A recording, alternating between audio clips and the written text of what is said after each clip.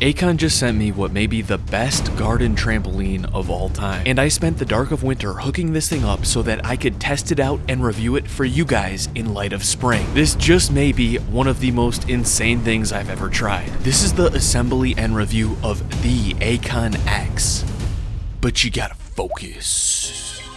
So this entire trampoline arrived in a pallet weighing over 700 pounds. Now after getting it into the garage and partially unboxed, I could tell this assembly was going to be a bit of work. Now Acon does have an option on their website for assembly service for this trampoline, so I think you can book for someone to come hook it up at your place. Now if you do plan to assemble this yourself, all the tools you'll need are supplied, which is awesome. They do, however, recommend at least 2 people hook this up together. However, I was planning on assembling this entire trampoline by myself, and I'll show you how. So with all the huge pieces to this absolute tank of a trampoline, it might seem a little bit overwhelming, but I actually found the instructions to be pretty simple and very straightforward.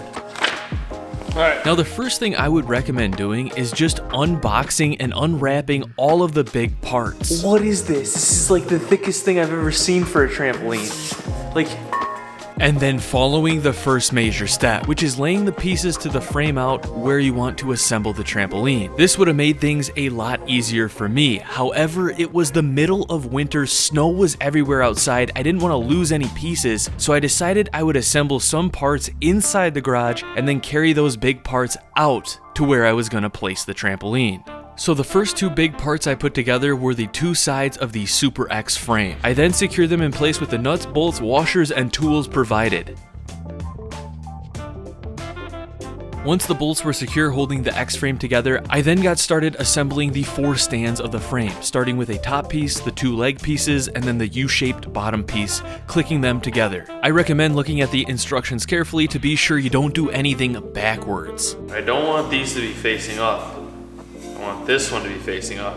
The next thing I did was partially assemble more of the top of the frame, the spring rail, where you want to be sure the correct spring holes are facing up for the standard springs that come with the trampoline. There are additional holes on the underside that allow for additional performance springs if you desire for a customizable bounce.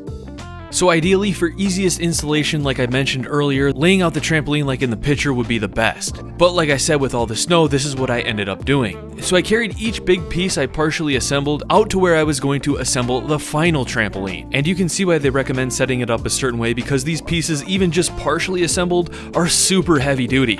But I managed. Now to assemble the basic frame of the trampoline, I stood up one of the legs making sure it was in the right orientation, inserted the side spring rail, and secured it with 1 bolt. Then I positioned the other leg of the frame, attaching the side spring rail into that, and securing that side with the bolt washer combo. I then did the exact same thing to the other side. Something to note is I didn't tighten all the bolts all the way just yet. The next step was to secure the frame corners. It starts with this metal piece that goes into 2 designated holes, rubber caps for the underside, and then bolting in this robust smart corner that just really holds the trampoline frame solidly together. And I just repeated this for the other corners.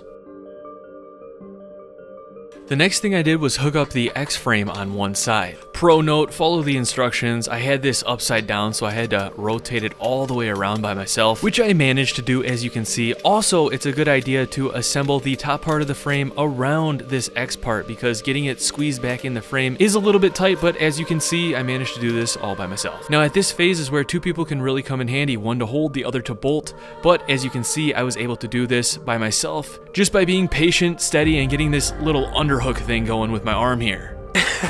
So 1 bolt on one side for the top part, and then 1 bolt on one side for the bottom part of this X frame. So doing this twice for one side, and then repeating all these steps for the other half of the trampoline on the other side. It's getting dark out here. So having gotten started later in the afternoon, I was losing daylight considering it was the middle of winter. Also, temperatures were dropping like crazy and my hands were beginning to stick to the tools. With that being said, if it was summer, I do believe I could have got this entire thing assembled in just one afternoon. But with limited light left, I decided to wait until the next day to continue filming and assembling. Ugh. I should really get a pair of boots. Now I only had like 30 minutes to spare the next day, but I decided to spend it by completing the base frame of the trampoline by connecting these two major parts with these additional spring pulls and a couple of bolts according to the instructions. I also then tightened all the bolts that I had only hand tightened from the day before. And just like that, I had the super solid base frame ready for the springs the next day.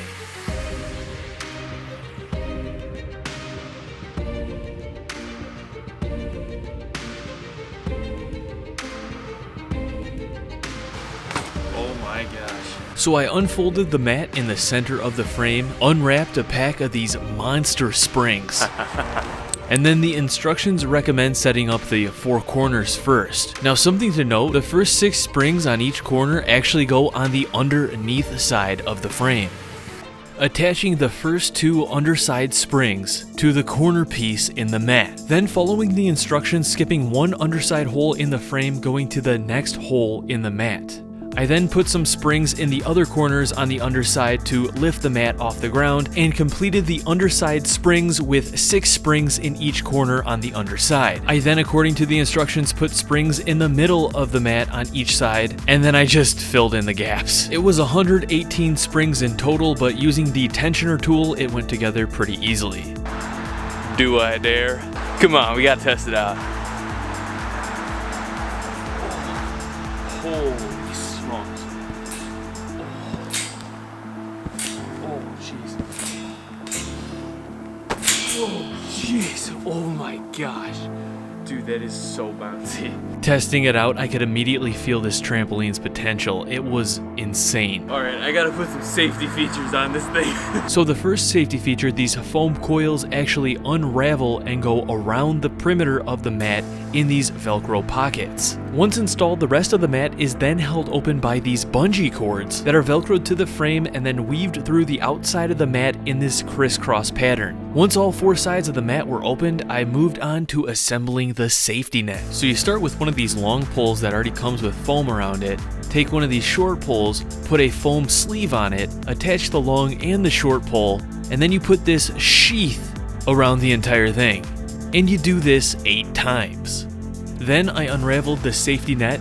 It came in 4 pieces, 2 for the long sides and 2 for the short sides, making sure they were oriented the correct way according to the instructions. I then installed these fiberglass rods on the long side of the top part of the net for extra net stability. I then took 4 of the finish poles with the push button release and fed them through the sheath of the 4 corners of the net. I then brought the net out to the trampoline, and by the way, what I mean by push button release are these poles right here. There are 4 other poles that have screw holes in them. Those will be used for the center part of each long side of the trampoline. So in the instructions, there's a specific way they recommend hooking up the net, and they recommend having an extra person. But me trying to do this all by myself, well, I had to modify the instructions a little bit. So after roughly spreading the net out on the trampoline, instead of starting with one of the corners and hooking it up in a circular motion, I actually started with one of the long poles with the screw holes that go in the center of the long part of the trampoline. So after installing this double screw on the top, I put this through a gasket and a washer, and then according to the instructions from the bottom part came back through with another bolt. And using the Allen wrench tool provided, I was able to secure it into place all by myself with this balancing act you see before you. Now, one thing they note is you don't want to tighten this all the way right away because there's a piece that you need to shimmy in there that I'll get to in just a second, but I did this step a total of 4 times, 2 on each side of the long sides of the trampoline. Now, once I got all 4 of these up,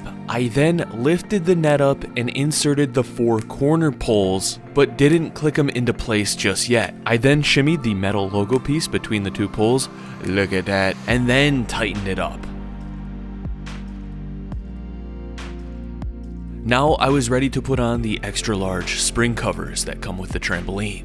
So I wanted to get the spring covers on the trampoline, do a rough layout around the perimeter of the springs, but it was important to be sure I got the zippers on the spring cover lined up with the zippers on the safety net. Also, if you do this right, the holes on the safety net should pretty much line up with the holes on the spring cover, which is important for the next step, that is inserting these little pieces at about where the holes lie on the frame of the trampoline in between the spring holes. They pretty much just drop right in and are to bungee everything together, making the safety net and the spring covers all nice and secure. secure. So after I got these pieces in, I then fed the bungee cords that were provided through the spring cover, then through the hole in the net on the inside. Now at this point, before fully looping it around to attach it to the metal piece, I found that it was wise to then zip the net to the spring covers and then complete the loop with the bungee cord, attaching it to the metal piece that was installed between the two springs, securing everything into place. Now because I put those 4 poles in first before attaching the net, I had to reach all the way up to the top of the poles, which I just managed to do, and secure the net to the top of them with these bungee cords. Then with this tool that's provided with the trampoline, I went around to each corner, inserted it into the corner, twisted the corner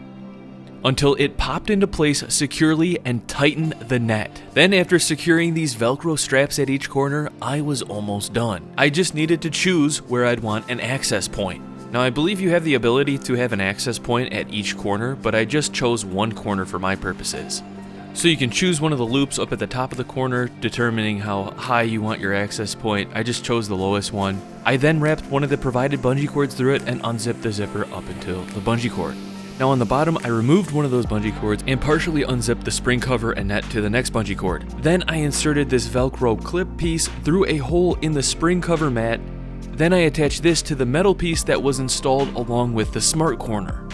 Now from the inside, the corner of the net has a clip that I clipped into the piece I just installed.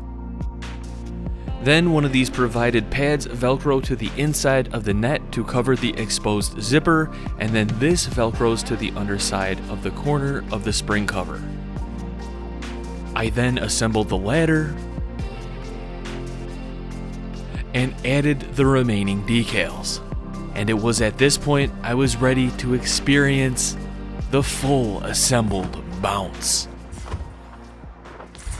Whoa, jeez. Yeah, I was told this thing was bouncy, but oh my gosh, the bounce is insane.